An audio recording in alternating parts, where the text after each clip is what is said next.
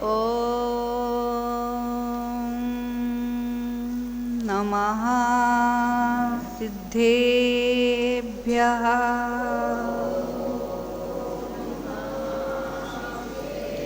ॐ नमः सिद्धेभ्यः।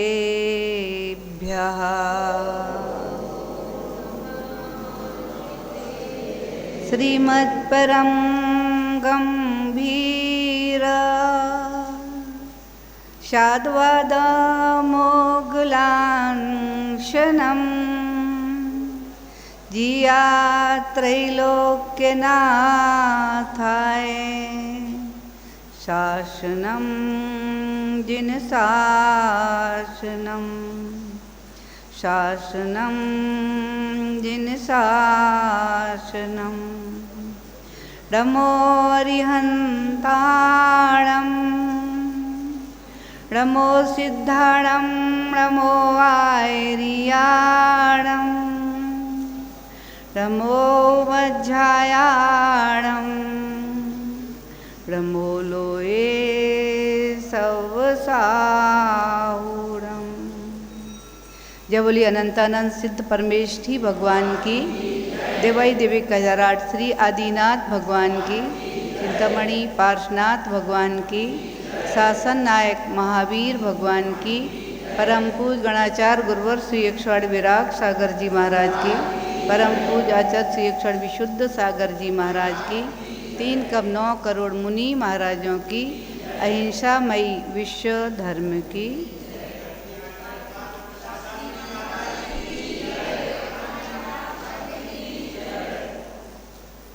वर्तमान शासन नायक वर्धमान स्वामी की शरण निश्रा में, यहाँ के मूल नायक पार्श्वनाथ स्वामी की शरण निश्रा में हम सभी विराज कर उनकी पावन अमृतमयी वाणी का रसपान कर रहे हैं। माँ जिनवाणी जगत कल्याणी है।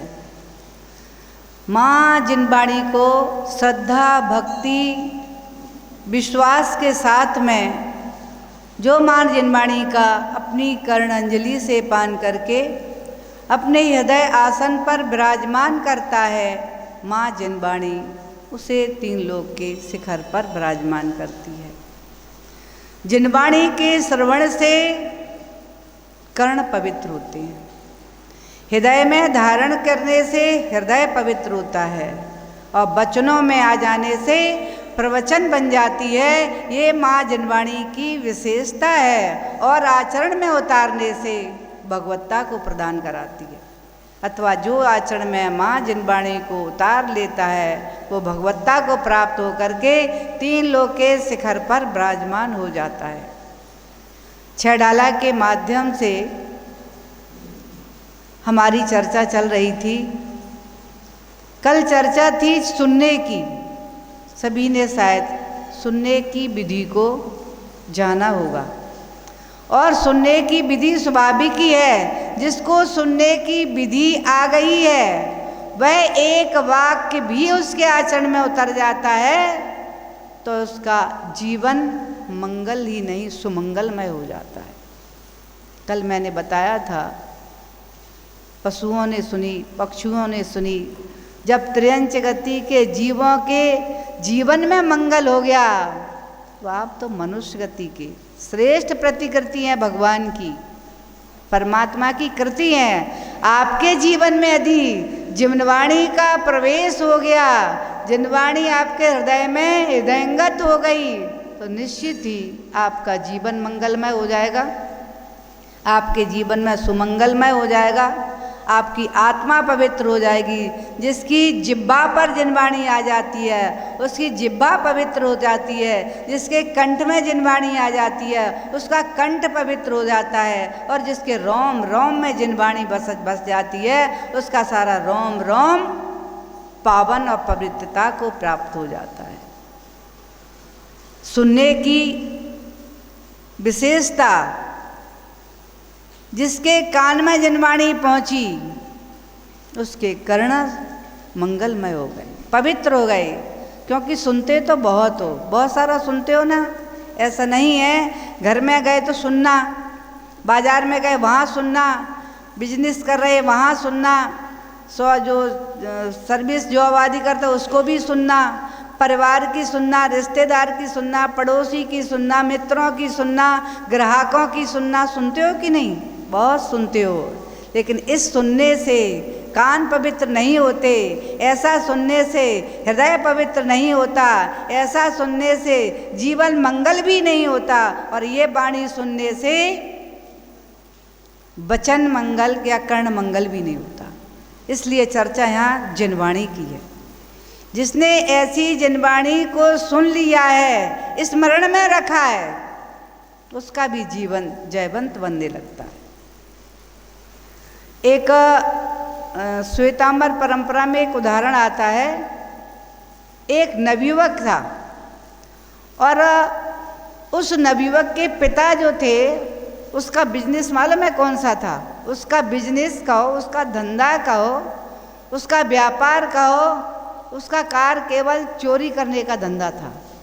और ऐसी चोरी करता था कि आज तक इतना जीवन उसका निकल गया, वृद्धावस्था को प्राप्त हो गया, लेकिन आज तक उसे किसी ने गिरफ्तार नहीं कर पाया। अब उसका जो बेटा था युवा हो गया और बोला, पिताजी आप वृद्ध हो गए हो, अपना व्यापार मुझे सौंपिए। सभी ऐसे ही तो करते हैं, जब वृद्ध होते हैं तो बेटे को व्यापार सौंपते हैं।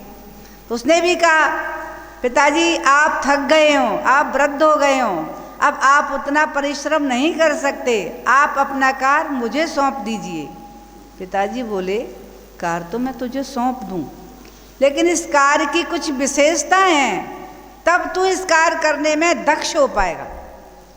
मैं यदि कार तुझे दे दूं, तेरे पास वो विधि, वो विशेषता नहीं आ पाई, तो तू कार में दक्ष नहीं हो पाएगा, सफल नहीं हो पाएगा, और कभी भी इस कार आपका फेल हो सकता है।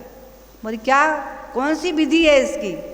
तो वह बोला उसका पिता, सर्वप्रथम तो तुझे किसी दिगंबर मुनि की वाणी को नहीं सुनना है, किसी दिगंबर साधु की वाणी को नहीं सुनना। अब क्योंकि उनकी वाणी जिनवाणी, यानी दिगंबर साधु के मुख से निकले हुए वचनों को नहीं, अब जिनवाणी तो जानता नहीं था जिनवाणी है, उनके प्रवचन को नहीं सुनना, उनके वचनों को नहीं सुनना, उनके सानिध्य में नहीं बैठना। ठीक है, संकल्प कर लिया, मैं कभी भी दिगंबर मुनि के दर्शन करने नहीं जाऊंगा, उनकी वाणी नहीं सुनूंगा, उनका सानिध्य नहीं प्राप्त करूंगा। और इसके बाद में उसने कहा, धैर्य को धारण करना, धैर्य को, घबराना नहीं जल्दी। कुछ लोग छोटी छोटी सी बात पर जल्दी घबरा जाते हैं। घबराना नहीं, कैसा भी संकट तेरे सामने आ जाए फिर भी तू घबरा नहीं, धैर्य को धारण करना। और जो तेरा संकल्प कार्य करने का है उसमें दृढ़ रहना। तो तूने संकल्प किया है मैं ये कार्य करूँगा, ये माँ चोरी करूँगा, उसमें दृढ़ रहना, घबराना नहीं, डरना नहीं, पीछे नहीं हटना। ठीक है, उसने सारी आज्ञा को, सारे नियमों को उसने कह दिया, मैं जैसा आप कर रहे मैं वैसा ही आपके नियमों का पालन करूँगा। और आज प्रथम दिन था, पिताजी के चरण छुए, आशीर्वाद लिया और वह अपने व्यापार के लिए चल दिया। और उसने सोचा, जब मैंने इतने सारे नियमों का पालन किया ही है, मुझे इतने नियम धारण करना ही है, तो मैं आज क्यों ना, पहली बार व्यापार करने जाता है तो उसको ये लगता है बहुत सारा मैं धन कमा के लाऊं, मैं, उसकी भी इच्छा वही, आज मैं बहुत सारा धन कमा के लाऊंगा। और वो सोचते सोचते सोचने लगा, किस भवन में जाऊं, किसके घर में पहुंचूं। उसके मन में आया कि आज तो मैं राज खजाने की चोरी करने जाऊंगा। और वह राज खजाने की चोरी करने में सफल हो गया। वहाँ से चोरी करके वो ऐसे निकल गया, जो वहाँ के जो वो दरबान वगैरह थे, चौकीदार थे, आहट ही नहीं मिली और वह चोरी करके निकल गया, पता ही नहीं चला। जब पता चला खजाना खुला पड़ा है, चोरी हो गई तो सभी आश्चर्य में पड़ गए कि ये कैसा, आज तक तो ऐसा नहीं हुआ, इतने लुटेरे आए आज तक खजाने की चोरी नहीं, आज कैसा लुटेरा, कहाँ का नया लुटेरा, कोई नया चोर, कोई नया डाकू आया है जो इतना पारंगत है कि हम लोग इतने चौकीदार होकर के भी और उसको नहीं पकड़ पाए। खोज की गई, सारे नगर में खोज की गई, इनाम रखा गया, लेकिन फिर भी चोर नहीं पकड़ा गया। अब राजा का एक वृद्ध मंत्री था। वृद्ध मंत्री ने मंत्रणा की और निश्चय किया कि राज दरबार में बहुत बड़ा आयोजन रखा और जिस आयोजन में उन्होंने कार्यक्रम रखा कि आकाश से उतरने वाली अथवा यूं कहें देवलोक से आने वाली देवांगना का नृत्य होगा। अब स्वाभाविक ही है, जब ये ढिंढोरा पीटा गया सारे नगर में कि राज दरबार में स्वर्ग से आने वाली अप्सराओं का नृत्य होने वाला है, देवांगना का नृत्य होने वाला है। अब आप ही बताएं, अगर आपके नगर में ये ढिंढोरा हो जाए तो आप जाएंगे कि नहीं जाएंगे? स्वर्ग की अप्सराओं को कौन नहीं देखना चाहेगा? स्वर्ग की देवांगना को कौन नहीं देखना चाहेगा? सब जगह जब ये ढिंढोरा पहुंचा तो सभी लोग तैयार हो गए और नगर के जितने डाकू लुटेरे थे वे भी तैयार हो गए, वे क्यों रुकेंगे? और जो खजाने की चोरी करके नवयुवक गया था वो भी तैयार हो गया, क्योंकि उसी की खोज में थे। और उसके खोजते खोजते आज लगभग 8 से 10 दिन हो गए थे, पकड़ में नहीं आ रहा था। पीछे भागे, भागते भागते में जब उसने देखा मेरे पीछे पुलिस लगी हुई है, भागते भागते भागते भागते देखा अब नज़दीक आ रही है, तो वह एक मंदिर में छुपने चला गया। वो जिन मंदिर था और जिन मंदिर में जब छुप गया तो वहीं एक प्रांगण में दिगंबर मुनिराज के प्रवचन चल रहे थे। जैसे ही उसने देखा दिगंबर मुनिराज विराजमान हैं, इनके प्रवचन चल रहे हैं, मुझे मेरा नियम है, मेरा संकल्प है, मैं इनकी वाणी को नहीं सुनूंगा। जब तक उसने ऐसा सोचा, सोचकर विचार करके अपने दोनों कानों को उंगली से बंद कर लिया, तब तक उसके कानों में एक वाक्य पड़ गया और वह सोचा अब क्या करना चाहिए। जब उसने देखा पुलिस वाले आगे निकल चुके हैं, तो लेकिन मेरा संकल्प टूट नहीं जाए कहीं, तो उस संकल्प को पूरा करने के लिए, पिता की आज्ञा को पूरा करने के लिए वह दोनों कानों में उंगली लगा करके मंदिर के बाहर भागा। जैसे ही दरवाजे तक पहुंचा उसके कांच, पैर में कांच लग गया।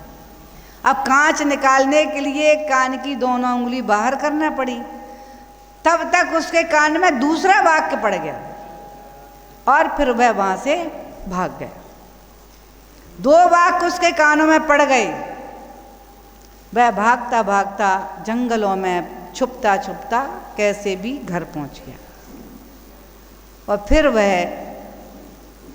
निश्चिंत हो गया, आज तो मेरा बहुत बड़ा व्यापार चला है, क्योंकि आज तो राज खजाने से रत्नों की आदि आदि ऐसे कीमती आभूषणों की चोरी करके लाया था। सारा जीवन आनंद से बीतेगा अब तो मेरा। और जब ये ढिंढोरा पिटा, करीब 8-10 दिन हो गए, उसने भी सुनी ये बात कि राज दरबार में आज स्वर्ग सी अप्सराओं का नृत्य होने जा रहा है। वो भी तैयार, भूल गया सब भय, डर भय भूल गया कि मैं वहीं चोरी करके आया था, और सब भूल करके वो भी उस भीड़ में पहुंच गया। और जैसे ही लाइट बंद हुई, नृत्य प्रारंभ हुआ। अप्सराएं आकाश में से आ रही थी उतरती हुई और एक एक का नृत्य चल रहा था। जब नृत्य चलेगा तो लाइट फिर होगी, और लाइट जो थी फोकस सारा उन अप्सराओं पर पड़ रहा था। वह देखते देखते उसे तुरंत जिन्हें दिगंबर मुनिराज के वचनों का ध्यान आ गया। चिंतन किया, दिगंबर मुनि कभी झूठ नहीं बोलते, उनके मुख से जो वाणी निकली है वही जिनवाणी कही जाती है। वे कभी झूठ नहीं बोलते, जो बोलते हैं वो सत्य ही बोलते हैं, इसलिए वो जिनवाणी है। और उसके वाक्य जो मुनिराज के उसके कान में गूंजने लगे कि देव की देव और देवियों के पलक नहीं झपकती। पहला वाक्य था, देव और देवियों के पलक नहीं झपकती। और दूसरा वाक्य उसके कान में पड़ा था कि देवी देवताओं की कभी छाया नहीं पड़ती। दो वाक्य उसके कान में गूंज रहे थे। और जब उसने सामने दृश्य देखा तो उनकी पलक भी झपक रही थी, और जब वो नृत्य कर रहे थे तो छाया भी पड़ रही थी। अब वह आश्चर्य करने लगा, स्वर्ग की अप्सराएं, ये देखने में तो अप्सराओं जैसी ही लग रही हैं, कितनी सुंदर परियां नजर आ रही हैं, लेकिन इनकी तो पलक झपक रही है और इनकी छाया भी पड़ रही है। ये कैसे सत्य हो सकता है? मुझे लगता है कि यहाँ पर कोई षड्यंत्र रचा गया है और मुझे पकड़ने की कोई ना कोई साजिश है। ये ऐसा जैसे ही मुनि के बचनों का स्मरण हुआ, वैसे ही उसने छुप करके वहाँ से निकलने का पुरुषार्थ किया और उसमें वो सफल हो गया। भागते भागते भागते भागते चिंतन कर रहा था, घर नहीं गया, क्योंकि अब मैं कहाँ जाऊँ, कहीं पकड़ा नहीं जाऊँ।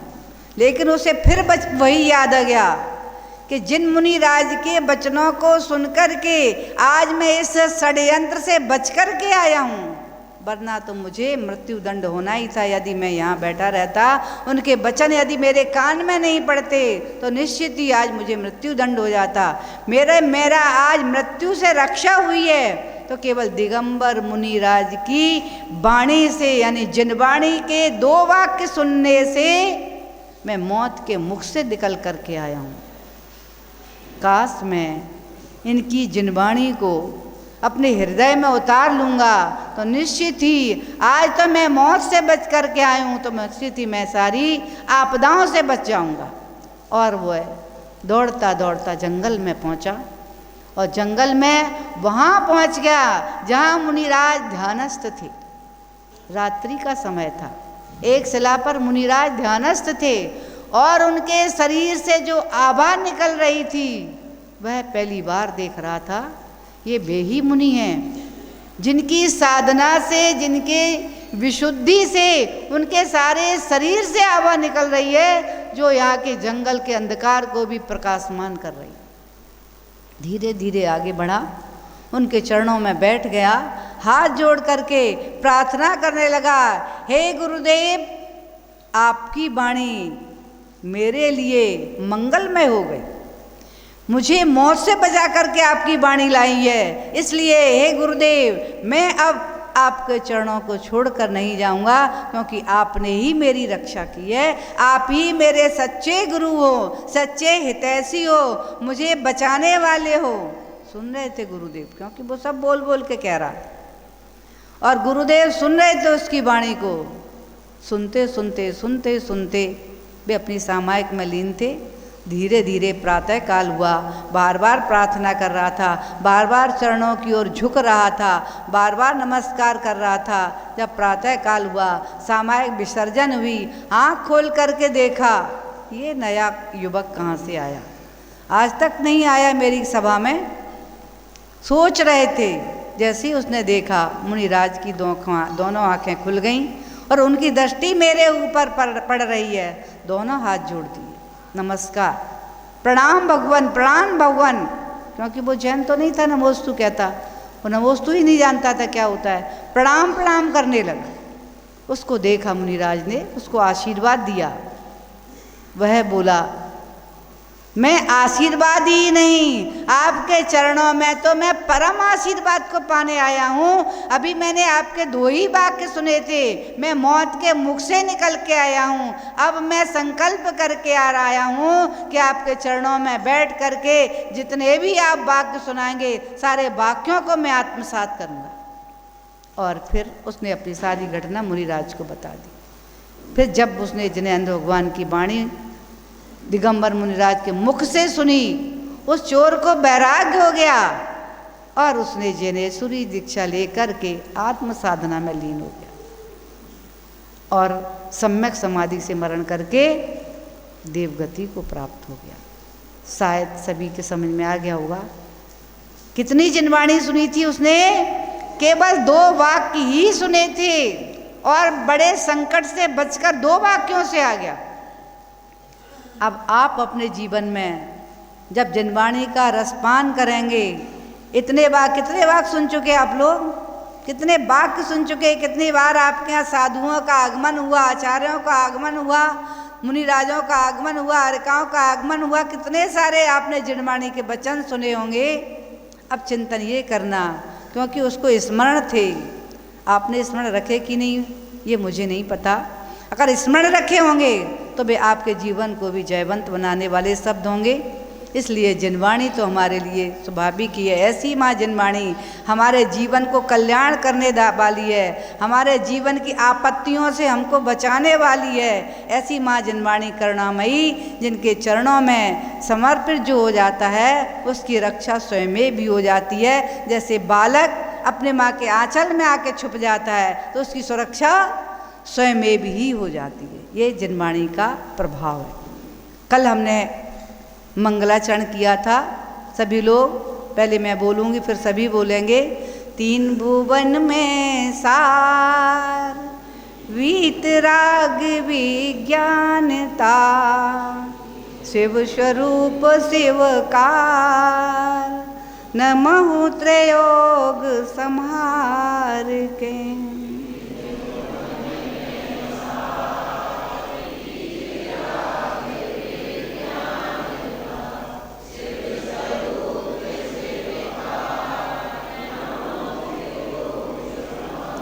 यहाँ पर पंडित प्रवर दौलत राम जी ने इस ग्रंथ को लिपिबद्ध करने के पहले मंगलाचरण किया है। किसी भी कार्य को करने के पहले मंगलाचरण किया ही जाता है। आप जब पूजन करते हो तो मंगलाष्टक पढ़ते हो कि नहीं पढ़ते? वही मंगलाचरण है। कभी कोई भी कार्य, विवाह शादियों के कार्य भी करते हो तो भगवान की आराधना, पूजा विधान करते हो ना, मंगल कार्य करते हो। और भी गृह प्रवेश आदि करते तब भी मंगल कार्य करते हो।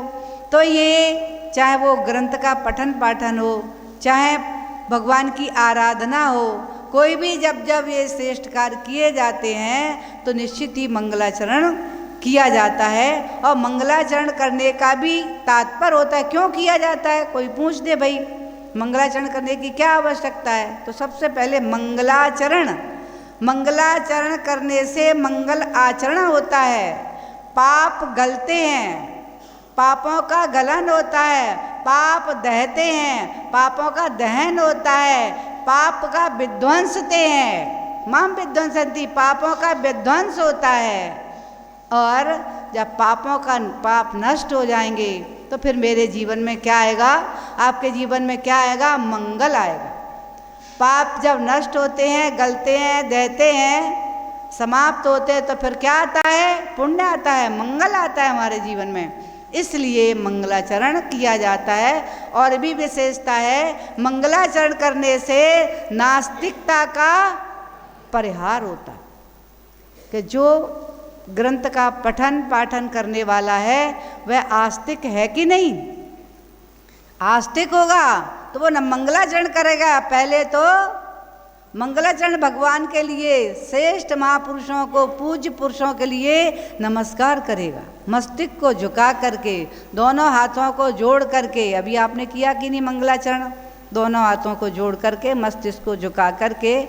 और मंगलाचरण भी ध्यान रखना, कभी कभी 3 बार मिलेंगे आपको, आदि में, मध्य में और अंत में। आदि में मंगलाचरण करते हैं विषय में पारंगतता पाने के लिए, मध्य में करते हैं हमारा ग्रंथ निर्विघ्न समापन हो, और अंत में करते हैं फल की प्राप्ति हो।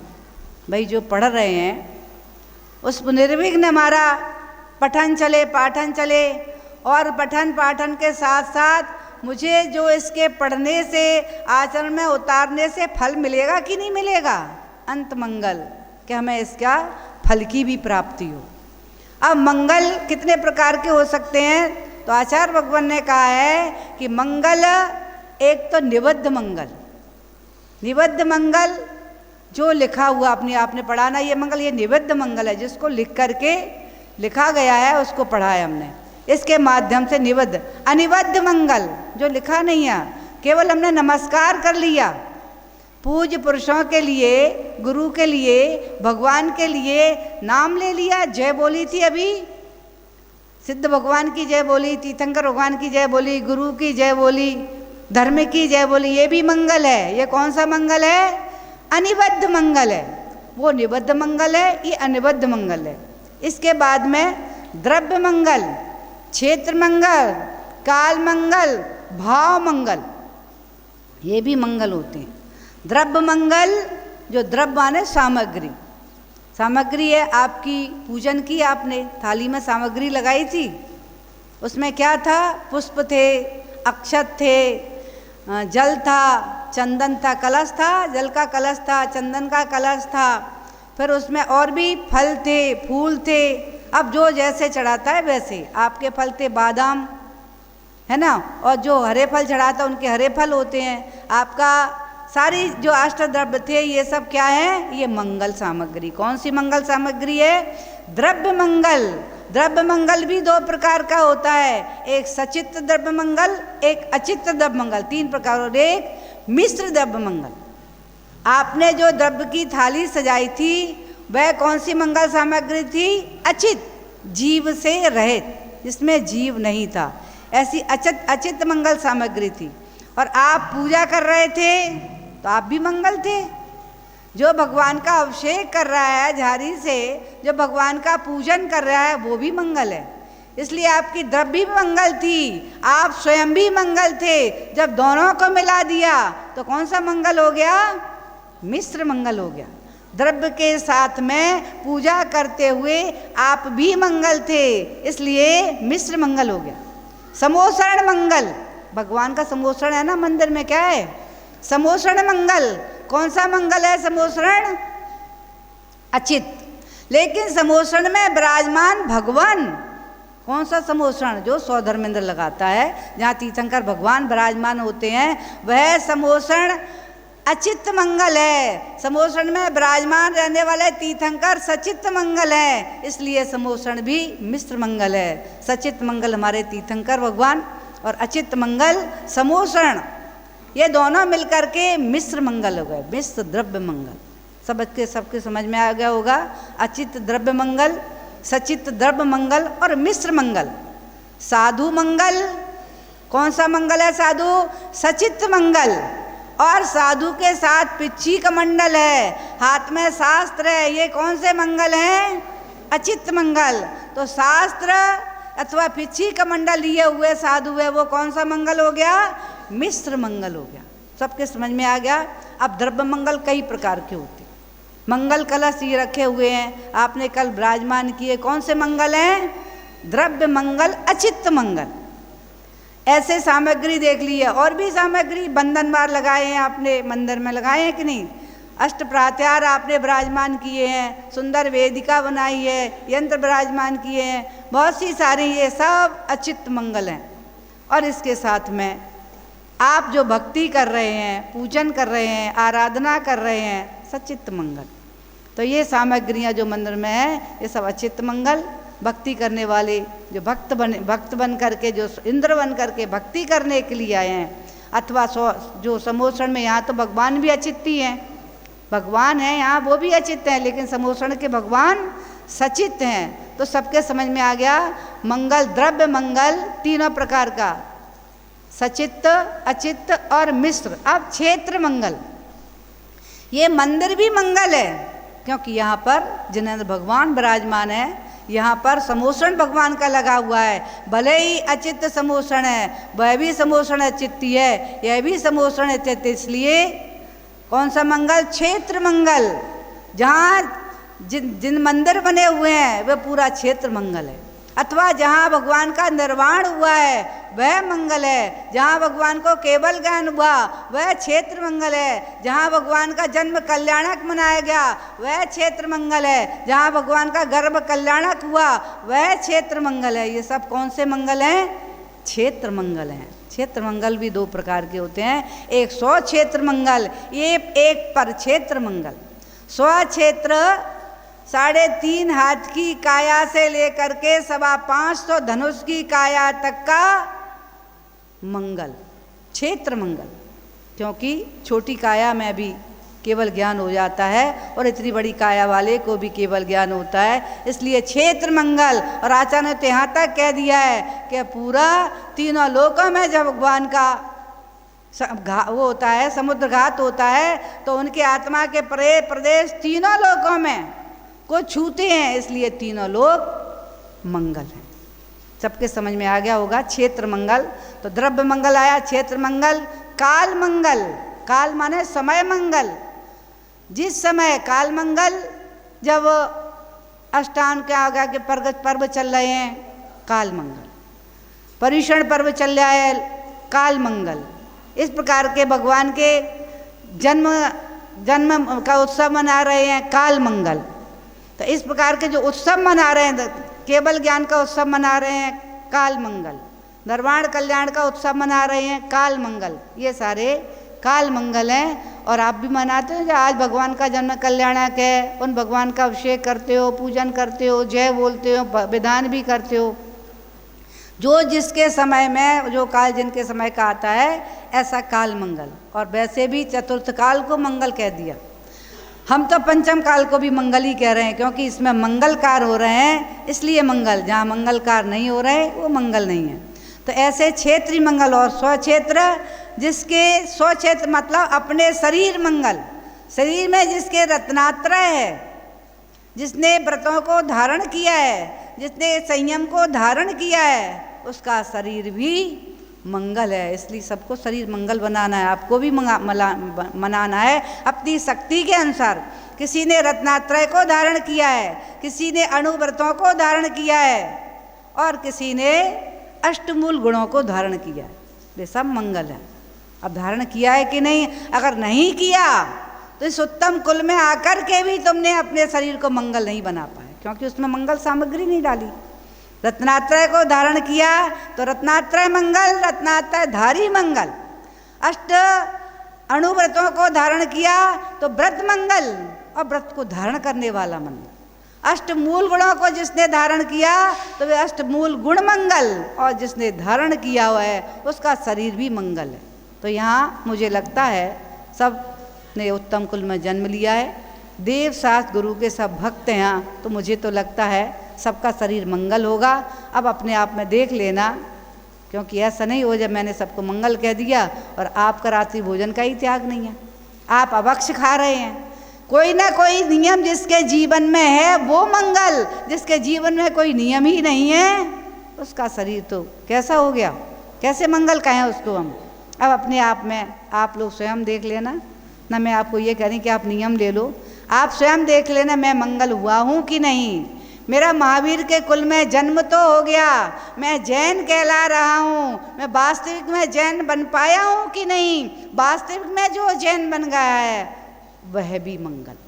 इसके बाद में दिव्य छेद काल भाव मंगल, जिस समय भावों में आया है, मुझे जिनेंद्र भगवान की आराधना करने जाना है, मुझे पूजन करने जाना है, उसी समय से तेरा भाव मंगल आ गया। जिसके जीवन में आया है मुझे ये नियम लेना है, मुझे अष्टमूल गुणों को धारण करना है, मुझे अणुव्रतों को धारण करना है, मुझे दीक्षा लेकर आत्मा का कल्याण करना है, उसके भाव मंगल होगा। अब सोच रहे हैं कि मैं तो कभी दीक्षा तो ले नहीं पाऊंगा तो मैं मंगल नहीं हूँ। कोई सोच रहा है मैं अणुव्रतों को धारण कर नहीं पाऊंगा तो मेरे भाव मंगल नहीं है। अष्टमूल गुणों को तो सभी धारण कर सकते हो, इसलिए अपने भावों को मंगल आज बना लेना। मालूम है कि नहीं अष्टमूल गुण सभी को? किस किस को नहीं मालूम वो हाथ ऊंचा करेंगे। अष्टमूल गुण किसको नहीं मालूम? किसी के हाथ ऊंचे नहीं हुए। इसका तात्पर्य है इस सभा में जितने श्रावका विराजमान है सबको मालूम है ना अष्टमूल गुण क्या होते हैं, तो सबने धारण किए होंगे। सबने धारण किए ना, अच्छा धारण किए जिसने वो हाथ ऊंचा करेगा। अष्टमूल गुणों को किसने धारण कर लिया? आप घबराओ नहीं, ना तो हम डांटेंगे और ना मैं नियम दूंगी। आप, मेरा नियम है कि हम किसी को नियम नहीं देते किसी भी प्रकार का, न रात्रि भोजन का त्याग कराते हैं, ना आलू प्याज का त्याग कराते हैं, किसी भक्ष्य का त्याग नहीं कराते। इसलिए आप घबराना नहीं कि अभियाल माती मैंने हाथ उठाया तो अभी माता जी नियम देती, मैं नियम नहीं दूंगी कभी, इससे घबराना नहीं है आप किसी भी प्रकार का। मैं तो पूछ रही थी कि अगर जिसने अष्टमूल गुणों को धारण कर लिया है वे कैसे, कितने ऐसे पवित्र और पुण्य आत्मा हैं जो मूल गुण धारण करके परमात्मा की आराधना करते हैं। क्योंकि मूल गुण पता है सबको कि नहीं, मालूम नहीं है क्या? अरे मालूम भी नहीं है। अब आप सुन लो मूल गुणों के बारे में। 5 उदंबर फल और 3 मकार, ये 8 को जो धारण कर लेता है, त्याग कर देता है जिनका, वो अष्टमूल गुणधारी मंगल हो जाते हैं। अब 3 मकार कौन खाता है? मध्य मास मधु कोई खाता है क्या? नहीं खाते ना, नहीं खाते। और 5 उदंबर फल, बड़ पीपड़ ऊमर कठूमर कौन खाता है? बड़ का फल, पीपल का फल, ऊमर का फल, कठूमर का फल और अंजीर कोई खाता है? सभा में बैठा हुआ खाते हैं कोई? नहीं खाते। खाते हो? अंजीर खाता है कोई क्या? अच्छा, अंजीर में तो असंख्यात जीव हैं, जीवों का पिंड ही अंजीर है,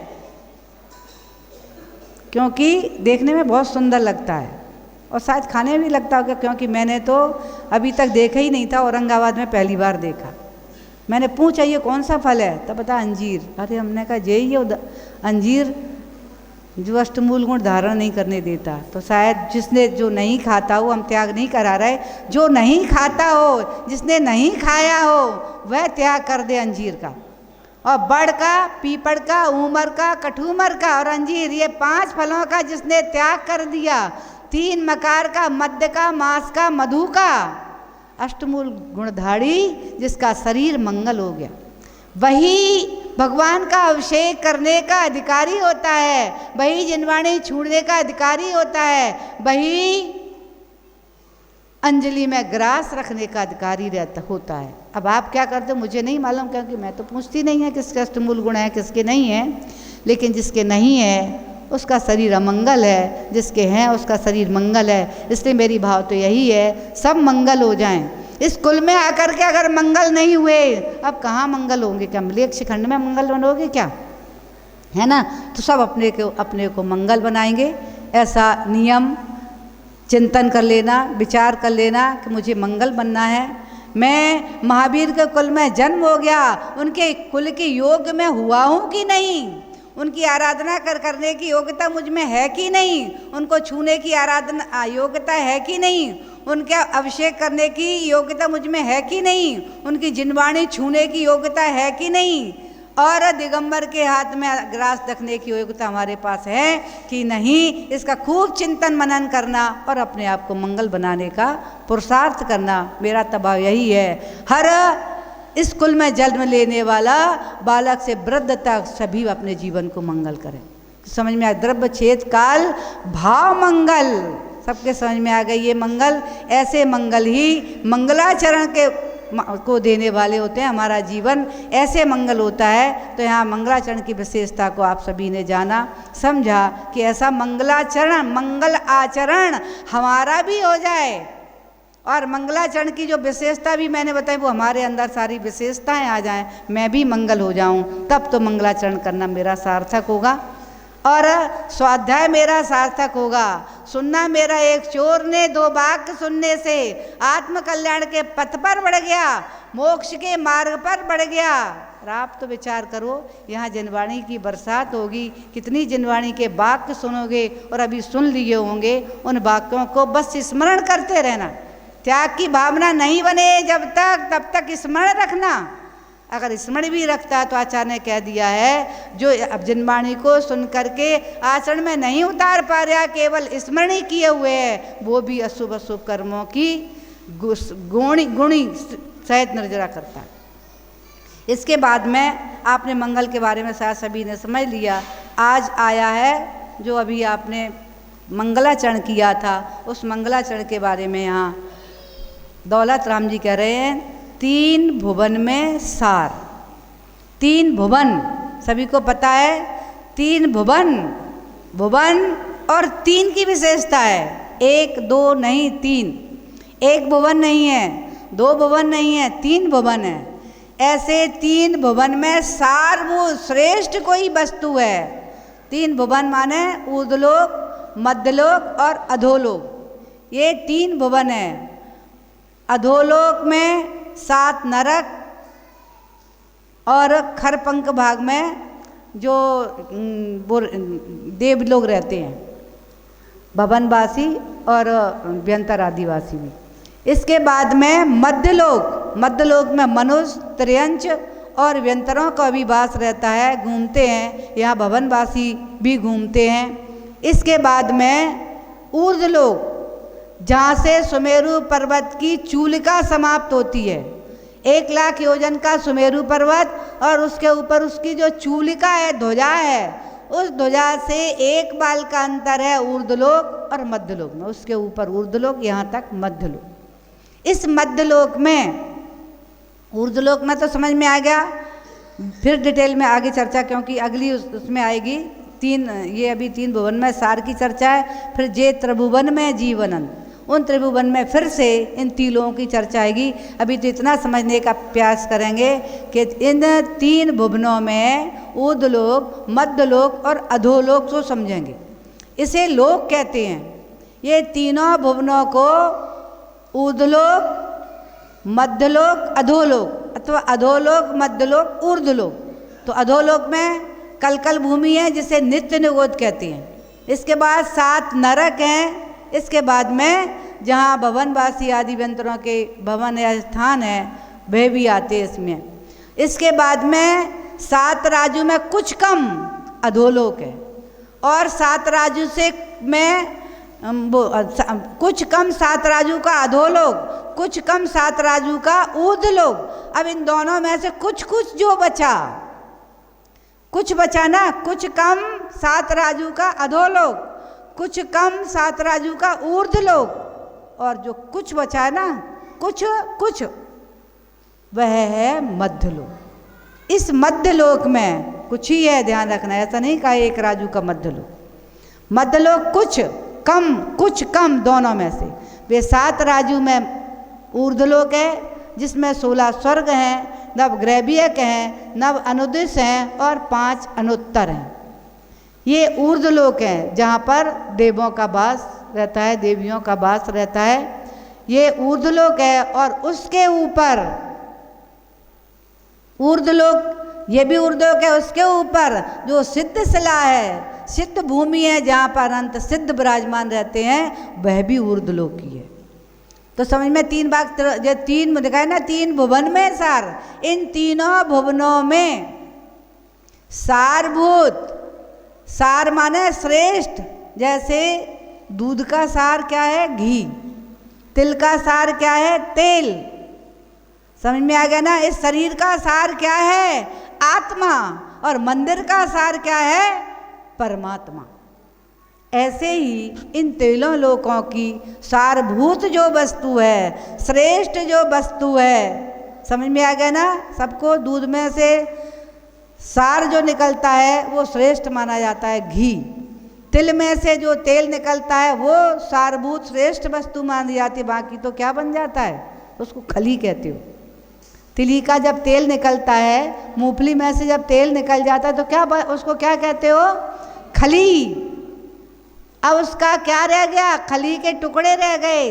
तिल की खली बन गई, मूंगफली की खली बन गई, लेकिन सारभूत वस्तु जो थी, तेल, उसका आपने प्राप्त कर लिया। ऐसे ही सारभूत वस्तु तीनों लोकों में है, 3 भुवन में कह रहे। अब 3 भुवन सबके समझ में आ गए। उनका आकार कैसा है? अभी हमारे पास नक्शा नहीं है। अगर कोई भी युवक या कोई खड़े हो जा, फिर हम आपको बताते हैं ये 3 लोक का नक्शा है। हाँ, आप खड़े हो जाएंगे, आप अपने दोनों पैरों को फैला लेंगे, फैला लो पैर जितने फैला सकते हो बस। अब दोनों हाथों को कमर पे रख लेंगे बस। आप इनकी ओर देखिए, यही 3 लोक का नक्शा है। नीचे फैला हुआ है चौड़ा, धीरे धीरे कम हुआ कमर तक, फिर ये दोनों बाहें फैली है ना, फिर से फैला और फिर से कम होता होता एक राजू का हो गया, बीच में एक राजू का हो गया, नीचे पूरा 7 राजू, और फिर यहाँ बीच में फैल करके 5.5 राजू तक फैल गया, फिर घटते घटते घटते घटते सिर पे जा करके फिर एक राजू हो। समझ लिए, देख लिए, समझने। इसीलिए 3 लोक को पुरुषाकार कहते हैं। 3 लोक को क्या कहते हैं?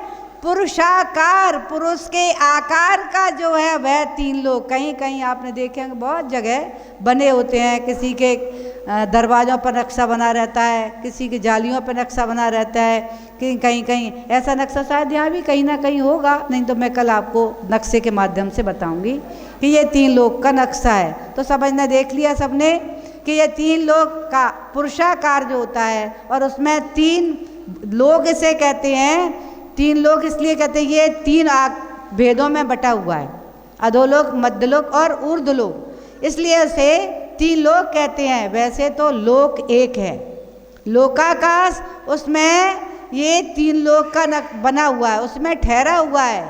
लोकाकाश है एक, यानी आकाश। हाँ, ये देखो दो जा, ऐसे करो ना, इसको सीधा करो, ऐसे लटका के करो तो इसको सबको नजर आएगा। नीचे करो, नीचे का भाग, हाथ ऊपर की ओर जा रहा है, उसको सीधा कर दो बस। ये नक्शा दिख रहा है ना, ये 3 लोक का नक्शा है। इसको चारों ओर देखना आप, ऐसे आकार बना हुआ है ना, ये 3 लोक का आकार। ये इसके बात बलय हैं, देख रहे हैं ना, 3 प्रकार के बात बलय दिख रहे होंगे। इसमें तो एक लाइन सफ़ेद है, फिर बीच में लाल है, फिर बीच बार सफ़ेद है। उसमें भी 3 भेद हैं उसके, जो बात बलय ध्यान रखना है। इन बात बलयों के आधार पर 3 लोक लोक में ठहरा हुआ है। 3 लोक लोकाकाश में ठहरा हुआ है। लोकाकाश तो बहुत बड़ा है, लेकिन उसमें 3 लोक हैं जो उसमें बीच में है। वे 3 लोक जो हैं वे बात बलयों के आधार पर हैं। दिख, आकार लग रहा है, दिख रहा है जो, ये बात बलय हैं। ये 3 बात बलय हैं, घनोदधि बात बलय, घन बात बलय और तनु बात बलय। 3 बात बलय को से, ये बात बलय माने, बात माने वायु, बलय माने आकार। ये वायु के आकार से, वायु के माध्यम से 3 लोक ठहरा हुआ है। इसका आधार है ये कौन? वात बलय। ये 3 प्रकार के हैं, और इनके अंत में ऊपर बात बलय दिख रहा है ना, चंद्राकार बना है और ऊपर बात बलय है। चंद्रमा ये है सिद्ध भूमि, चंद्राकार कहते हैं ना सिद्ध भूमि को, ये चंद्राकार की सिद्ध भूमि है। लेकिन सिद्ध भगवान कहाँ विराजमान है? ऊपर देखो बात बलय है ना, लाइन बनी है, ये 3 बात बलय, घनोदधि बात बलय, घन बात बलय और तनु बात बलय। जो ऊपर का तनु बात बलय है, तीसरी वाली लाइन, ये तीनों बात बलय 20-20 हजार योजन के हैं। टोटल कितना योजन हुआ? 60,000 योजन का बात बलय पूरे तीनों लोकों को अपने आधार पर लिए हुए हैं। इस आधार पर 3 लोक है, और इस 3 लोकों में मध्य लोक जो है बीच में, इस मध्य लोक में हम सब रहते हैं। ऊर्ध्व लोक में बता दिया कौन रहता है, अधोलोक में बता दिया कौन रहता है। और सिद्ध भगवान देखो चंद्राकार सदशिला बना हुआ है, इसके ऊपर बात बलय है, उस बात बलय के अंतिम वाला बात बलय में रहता है। पहले घन बात बलय, घनोदधि बात बलय और तनु बात बलय, सबने देख लिया अच्छे से। उस तनु बात बलय में सिद्ध भगवान रहते हैं। इसलिए ये मत कहना कि भगवान तो 3 लोक के बाहर रहते हैं। भगवान 3 लोक में ही हैं। सिद्ध भगवान कहाँ विराजमान है? तनु बात बलय में, अंतिम बात बलय में। लेकिन बात बलय कहाँ है? 3 लोक के अंदर है, 3 लोक के बाहर नहीं है बात बलय। उस बात बलय में ही सिद्ध भगवान विराजमान है। इसलिए हम भी संसार में हैं और असिद्ध भगवान भी संसार में है। लेकिन अंतर दोनों में क्या है? हम संसारी हैं, वे संसारातीत हैं। संसार में रहते हुए संसारातीत क्यों हैं? हम संसार में रहते हुए संसार में संसरण कर रहे हैं, इसलिए हम संसारी हैं। उन्होंने संसरण करना छोड़ दिया है। वो चल नहीं रहे, चल रहे हैं क्या? ना देख रहे हैं, ना सुन रहे हैं, ना चल रहे हैं, ना कुछ कर रहे हैं। सबको छोड़ करके वे तो अशरीरी हो गए, अशरीरी हो गए हैं और उन्होंने सारी चीज़ों का इनका त्याग कर दिया है। ऐसे सिद्ध भगवान तीन लोक के शिखर पर यानी तनुवात वलय में विराजमान है। इसलिए लेकिन तनुवात वलय संसार में ही है। भगवान सिद्ध तो और ऊपर चले जाते, लेकिन धर्म द्रव्य तो इन बात वलयों के अंदर ही है। तीनों लोकों में धर्म द्रव्य है, बात वलयों तक धर्म द्रव्य फैला हुआ है। इसलिए वहीं तक भगवान का गमन हुआ, सिद्धों का भी। इसके ऊपर धर्म द्रव्य नहीं है। अब आगे चर्चा आएगी द्रव्यों की, तब उसमें इस विषय को खोलेंगे। इसलिए भगवान वहीं विराजमान है, तो सबके समझ में आएंगे। ऐसे तीन भुवन, इन तीनों भवनों में, अधोलोक में, मध्यलोक में, ऊर्ध्वलोक में, मध्यलोक का भी ध्यान करेंगे। हम कहाँ हैं, इसके चिंतन से ध्यान रखना। ये कौन सा धर्म ध्यान है? संस्थान विषय धर्म ध्यान है। इसके ध्यान करने से असंख्यात गुणी अशुभ कर्म की निर्जरा होती। अब आँख बंद करके बैठ गए और ये तीन लोक का ध्यान करने लगे। जितने समय तक ध्यान करेंगे आपके अशुभ कर्मों की निर्जरा निरंतर होती रही। क्योंकि ये कौन सा धर्म ध्यान है? संस्थान विषय धर्म ध्यान है। और ऐसे धर्म ध्यान आप जब इसको समझ लेंगे तो आप कभी भी बैठ करके कर सकते हो। इन तीन लोकों में जो मध्यलोक बताया ना, कुछ कम, उसमें असंख्यात द्वीप और असंख्यात समुद्र हैं। एक दो द्वीप नहीं, संख्या ही नहीं है जिनकी। असंख्यात द्वीप, असंख्यात समुद्र हैं उन द्वीपों में, और वो एक दूसरे को गोलाकार घेरे हुए हैं। सबसे पहले जम्बू द्वीप। हम कहाँ हैं, आप कहाँ हैं? जम्बू द्वीप में। और जम्बू द्वीप को घेरे हुए लवण समुद्र, लवण समुद्र को घेरे हुए धातकी खंड, धातकी खंड को घेरे हुए कालोदधी समुद्र, कालोदधी समुद्र को घेरे हुए पुष्करवर द्वीप, और पुष्करवर द्वीप का आधा भाग जब इनको मिला लिया तो 2.5 द्वीप हो गए। एक जम्बू द्वीप, दूसरा धातकी खंड, तीसरा आधा पुष्करवर द्वीप। कितने द्वीप हो गए ये?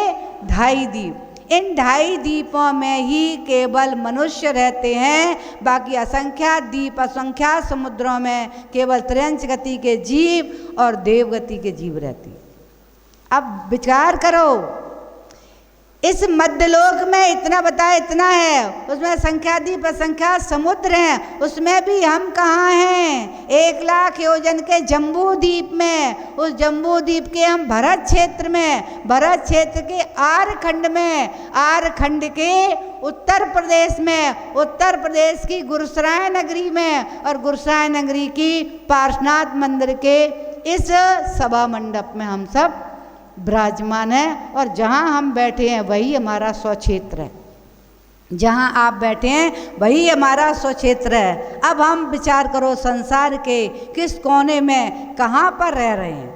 सबने जान लिया ना, आपका भवन कहाँ है, आपका घर कहाँ है, आपका बेडरूम कहाँ होगा, आप कहाँ सोते हैं, आप कहाँ बैठे हैं, आप विचार कर लेना है। इस मध्य लोक के भी किस कोने में, कितने से हिस्से में हम रहते हैं, ऐसा ये मध्य लोक में समझ में आएगा। असंख्यात द्वीप, असंख्यात समुद्र, जिसके बीच में जम्बू द्वीप, जम्बू द्वीप के बीच में समझ लिया हम कहाँ रहते हैं, उसका चिंतन ध्यान करेंगे। ऐसा पूरे जम्बू द्वीप से का ध्यान करें। फिर धातकी खंड के बारे में, ये 2.5 द्वीप में ही मनुष्य का स्थान है, इसके आले कहीं मनुष्य का स्थान नहीं है। जो 45 लाख योजन का है पूरा 2.5 द्वीप, पूरा 2.5 द्वीप 45 लाख योजन का। इसलिए सिद्धशला भी 45 लाख योजन की ही है। क्योंकि जब भी मोक्ष जाएगा जीव, जब भी सिद्धत्व को प्राप्त होगा, केवल 2.5 द्वीप से ही होगा। इसके बाहर से कोई मोक्ष नहीं जाता। क्योंकि ना कोई त्रयंच मोक्ष जाता है और ना कोई देव मोक्ष जाता है। इसलिए 2.5 द्वीप का ये मनुष्य लोक है और 2.5 द्वीप का ही सिद्धशला है। जिससे, क्योंकि मोक्ष जाने की जो गति है वो कौन सी है? ऋजु गति।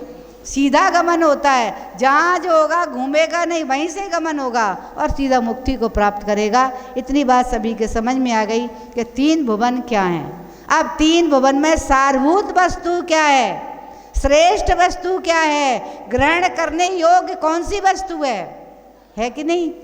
उस वस्तु को सभी चाहते हैं। श्रेष्ठ वस्तु को आप तिली में से तेल को चाहते हो, उसकी खली को नहीं चाहते। तिली में से तेल को प्राप्त करके खली को छोड़ देते हो, पशु आदि खाते हैं, है ना? ऐसा ही तो करते हो। दूध में से जब घी निकल जाता है तो सार घी हो गया, शेष क्या बचा? मट्ठा बचा। दूध का दही जमाया, दही को भिगो करके मक्खन निकाला, मक्खन को भी गर्म करके घी निकाला, अब सार को ग्रहण कर लिया, उसके बाद से सबको छोड़ दिया। सार को संभाल के रखते हो, क्योंकि सार कभी असार नहीं होता, तेल कभी तिल दोबारा नहीं बनता, घी कभी दूध नहीं बनता। श्रेष्ठ वस्तु को ठीक वैसे ही तीनों लोकों में यदि कोई श्रेष्ठ वस्तु है तो यहाँ दौलत राम जी कह रहे हैं कि तीन भुवन में सार वीतराग विज्ञानता। क्या श्रेष्ठ है? वीतराग विज्ञानता श्रेष्ठ है, विज्ञान श्रेष्ठ नहीं है, ध्यान रखना। विज्ञान, वीतराग विज्ञान कह दिया यहाँ पर, लेकिन विज्ञान तो आज चारों ओर जिधर देखो विज्ञान ही विज्ञान नजर आ रहा है कि नहीं आ रहा है? विज्ञानी विज्ञान। जब दौलत राम जी ने इसका लेखन किया, उससे पहले वो गाथाएं बना करके तैयार करके गुनगुनाते रहते थे, और जब वो गाथाओं को गुनगुना रहे थे, अपने व्यापार करते करते तीन भुवन में सार वीतराग विज्ञानता, अचानक वहाँ से नगर के राजा की सवारी निकली और उनके कानों में ये वाक्य पड़ा, वीतराग विज्ञानता। चिंतन कर, राजा को चिंतन में आ गया, ये विज्ञानता क्या है, वीतरागता क्या है? विज्ञान तो मैं देख रहा हूँ जितने भी आज कार्य हो रहे हैं सब विज्ञान पर डिपेंड हो गए। तुम भी विज्ञान पर डिपेंड हो, हम भी विज्ञान, ये विज्ञान से ही तो सुन रहे हो। ये माय क्या है? ये भी ये विज्ञान का ही अंश है। ये कैमरा क्या है? विज्ञान का अंश है। जो भी आपके घर में सामग्री, चाहे लाइट हो, चाहे फ्रिज हो, चाहे कूलर हो, चाहे वॉशिंग मशीन हो, आदि आदि अन्य भी बहुत मशीनें हैं तरह तरह की, सारे विज्ञान के आविष्कार ही तो है। इस विज्ञान पर आज पूरा भारत ही नहीं, विश्व उसी के ऊपर, उसी के आश्रित है कि नहीं? विज्ञान ने तो इतनी तरक्की की है कि ऐसे बमों का आविष्कार कर लिया कि यदि एक बम का विस्फोट हो जाए तो सारा विश्व धुआं उड़ जाएगा, सारे विश्व का। इसलिए ध्यान रखना, इन दोनों विज्ञानों में अंतर है। ये वीतराग विज्ञान आत्मा का कल्याण करने वाला है, आत्मा को परमात्मा बनाने वाला है, लेकिन ये विज्ञान जिसका आविष्कार हो रहा है, ये तो एक बारूद की कगार पर खड़ा करने वाला है। जो वस्तु आपको लग रहा है लाभ दे रही है, अगर फ्रीज लाभ ही दे रहा था तो कोरोना के समय में फ्रीज को बंद करने का क्यों कह रहे थे? फ्रीज की वस्तु मत खाना, फ्रीज का फल नहीं खाना, फ्रीज का पानी नहीं पीना, ऐसे ही था कि नहीं था? इसका तात्पर्य समझो, विज्ञान बारूद के ढेर पर खड़ा हुआ है, हम सभी को ढेर पर खड़ा किए हुए, जो विज्ञान पर डिपेंड हो गया है, उसका कब धुआं उड़ जाए, कब उस बारूद के ढेर के साथ में शुद्ध की समाप्ति हो जाए, क्योंकि लाभ कम है, हानि अधिक है। विज्ञान से लाभ कम है, हानि अधिक है। राजा सुन रहा था ये वीतराग विज्ञानता क्या है, और उसने एक कर्मचारी को भेज दिया कि वे दौलत राम जी, सुना है बहुत बड़े विद्वान हैं, लेखक भी हैं, उनके मुख से आज मैंने पहली बार आवाज़ सुनी है वीतराग विज्ञानता की, उनको बुला के लिया। वो बुलाने के लिए आया। वे दौलत राम जी बोले, मेरे यहाँ बहुत सारे ग्राहक खड़े हुए हैं, मैं अभी तो नहीं आ पाऊँगा, मुझे क्षमा मांग लेना राजा से। अगर राजा को बहुत ही आवश्यक कार्य है तो मैं राजा को ससम्मान आमंत्रित करता हूँ, वो यहाँ आ सकते। राजा ने जैसे ही ये शब्द सुने, उत्साह के साथ, प्रसन्नता के साथ हाथी पर सवार हो करके और दौलत राम जी के यहाँ पहुँच गए, और उन्होंने प्रश्न कर दिया। दौलत राम जी जैसे ही देखा, उनका सम्मान किया, और जैसे ही उनका प्रश्न उन्होंने कर दिया कि अभी मैं आपके मुख से सुन रहा था वीतराग विज्ञान था। विज्ञान तो मैंने बहुत सुना है, विज्ञान के बारे में मैंने बहुत जाना है, देखा है और देख रहा हूँ, लेकिन वीतराग विज्ञान के बारे में तो मैं आज पहली बार सुन रहा हूँ। ये वीतराग विज्ञान क्या है? तो दौलत राम जी बोले, राजा साहब ये कोई बड़ी चीज नहीं है। आप अभी आए थे हाथी पर सवार होकर के, उस हाथी से उतर करके आप मेरे गृह में आपका प्रवेश हुआ है, बस यही तो वीतराग विज्ञान है। नहीं समझा राजा, ये कैसे वीतराग विज्ञान होगा? आप एक राजा थे, आप हाथी पर सवार होकर के आए थे, उस हाथी पे से आप उतरे, आप राजा थे, आप नगर के श्रेष्ठ पुरुष थे और आपने उस श्रेष्ठता को छोड़ करके, हाथी की सवारी पर से छोड़ करके पैदल मेरे गृह में प्रवेश किया है। आपने राग को छोड़ा, आपने कसायों को, मान कसाय का त्याग किया। यही वीतराग विज्ञानता है जो मान के हाथी से उतर के आ जाता है, जो क्रोध के हाथी से उतर के आ जाता है, जो क्रोध मान माया लोभ आदि सारी कसायों के हाथी से उतर जाता है, इनका त्याग कर जाता है। और इसके साथ साथ 9 कसाय विहास रति रति शोक भय जिगुप्सा स्त्री वेद पुरुष वेद नपुंसक वेद आदि इन कसायों को जो छोड़ देता है वही तो परमात्मा बनता है। बस यही तो वीतराग विज्ञान है। राजा के सत्य ये समझ में आ गया। शायद वीतराग विज्ञान की चर्चा इतनी ही नहीं है, बहुत लंबी है, अभी शेष बची है। आपके समय हो गया है, इसलिए अपनी चर्चा का यहीं विराम देते हैं। आगे वीतराग विज्ञान और विज्ञान की चर्चा, फिर इसके बाद में शिव स्वरूप शिवकार नमो त्रिलोक समार के ये चर्चा बची हुई है। अपन अगले समय में सभी लोग कल फिर आएंगे ना? आएंगे कि नहीं आएंगे? पर्याय रही तो अवश्य आएंगे। तो अपनी ये चर्चा अब आगे समय में होगी। जय बोलिए महावीर भगवान की।